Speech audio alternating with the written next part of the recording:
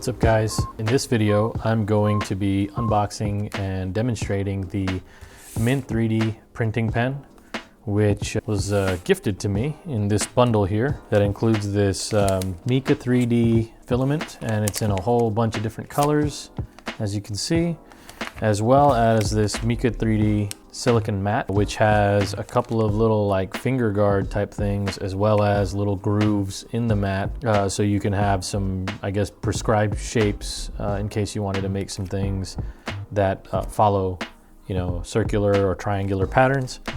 And so there's that little mat. Now for the box for this 3D printing pen. Overall, the packaging seems just fine, pretty consistent with a lot of the stuff we get from China. And then inside the box, there's this little screwdriver tool and some other little tool there. And then you've got some filament here, 3 different colors, your red, yellow, and blue. There's some literature there, power cable, power block for USB power, and the pen. So next thing I'm gonna do is try to figure out how easy this is to use. So we're gonna go ahead and plug that in.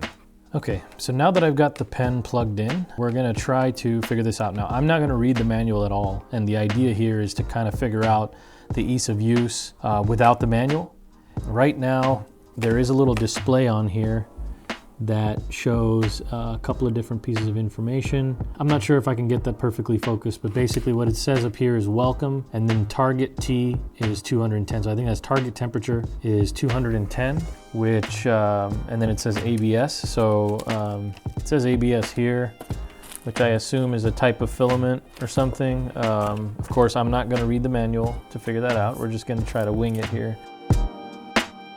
Okay, so I've got the filament here kind of just stuck into the back end of this thing, and I'm just gonna give this a try, see. Okay, so I hit the down arrow here, which is one button on there, and now it kind of shows that the temperature is beginning to increase of the pen. And so I'm probably gonna need to pull the filament out and wait for it to actually heat up to the target temperature, which is 210, and it is now at 210. And I can smell something burning. So I'm gonna go ahead and start to feed this in and see if it works.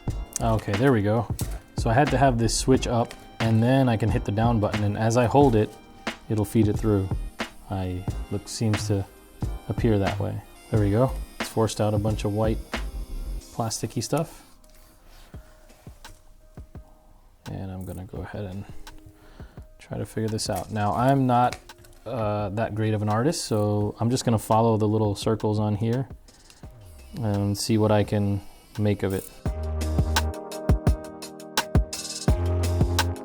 Okay, so there we go. I made this little circle thing. So let's see how, let me go ahead and make another one, and then I'll try to fuse them together with some lines or something.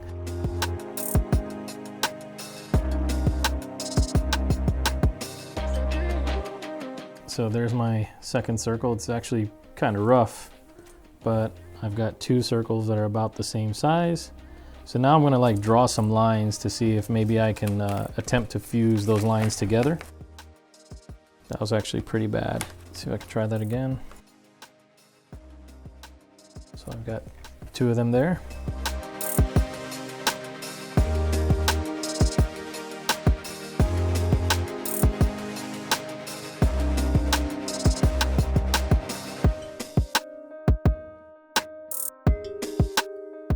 So I've created 6 of these little sticks, and then what I'm gonna try to do is fuse them to these to try to make a type of cylinder, I guess. Like, just trying to make some kind of shape. That's where these things are useful, obviously, in trying to make 3D objects, so that's what I'm gonna attempt to do and see how successful I am at it. I've seen somewhere on a couple of videos where you can kind of hold a piece there and it'll fuse to it, so that's what I'm gonna try to do.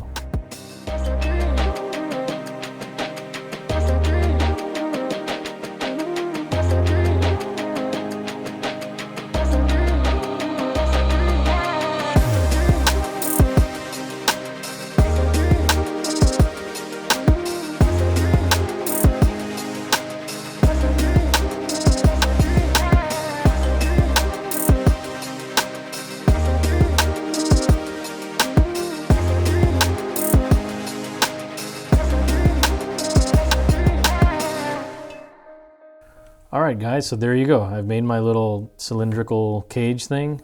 And then I guess what you can probably do to add a little bit of structure to it is, you know, zigzag in between. I'm not an incredibly artistic person, and I was able to figure it out and make something pretty simple with it. And so in terms of usability, I mean, this was pretty easy. I didn't pick up the manual at all, and I kind of figured it out from there. And I am gonna read the manual now just to kind of see what this ABS thing is. Now, as far as the build quality of the pen, it's actually pretty good. It feels good. I don't know how much more ergonomic these things can get. It is a big square pen, but really compact. In a couple of years, I'll probably be laughing at this video because they'll probably get smaller and better. Really, I'm not having any issues. As you can see, what I made is a little messy. I just need some practice, I think, getting used to the rate of the flow of all the plastic that comes out of it. Overall, I'm pretty happy with it. It's kind of a neat little toy. But nothing more than that. I wouldn't really, I really wouldn't use it for anything more important, but definitely a good toy.